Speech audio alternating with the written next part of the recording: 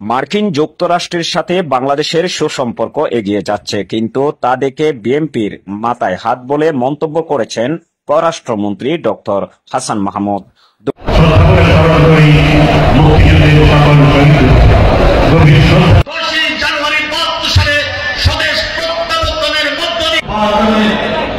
চট্টগ্রাম নগরীর একটি কনভেনশন হলে শেখ হাসিনার স্বদেশ প্রত্যাবর্তন দিবস উপলক্ষে আলোচনা সভায় এমন মন্তব্য করেন তিনি আরো বলেন, বিএনপি জালিয়াতি রাজনীতি দল, তারা নির্বাচনের আগে বিভিন্ন এম্বাসি ঘুরে বেরিয়েছে নির্বাচন প্রতিহত করতে, কিন্তু তা সফল হয়নি।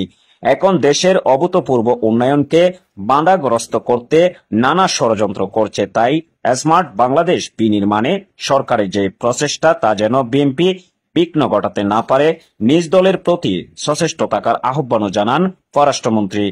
চট্টগ্রাম মহানগর আওয়ামী লীগের উদ্যোগে আয়োজিত সভায় উপস্থিত ছিলেন আওয়ামী লীগের ত্রাণ ও সমাজ কল্যাণ বিষয়ক সম্পাদক আমিনুল ইসলাম আমিন, চট্টগ্রাম মহানগর আওয়ামী লীগের ভারপ্রাপ্ত সভাপতি মাহাতাব উদ্দিন চৌধুরী ও সাধারণ সম্পাদক আজম নাসির উদ্দিন সহ আরো অনেকে।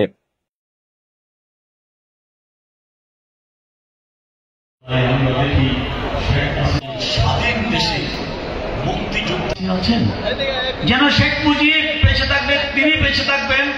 শেখ মুজিব উপনীত হলেন যে এই বিদেশ শেখ হাসিনা যেন নিরাপদে দেশে আসা,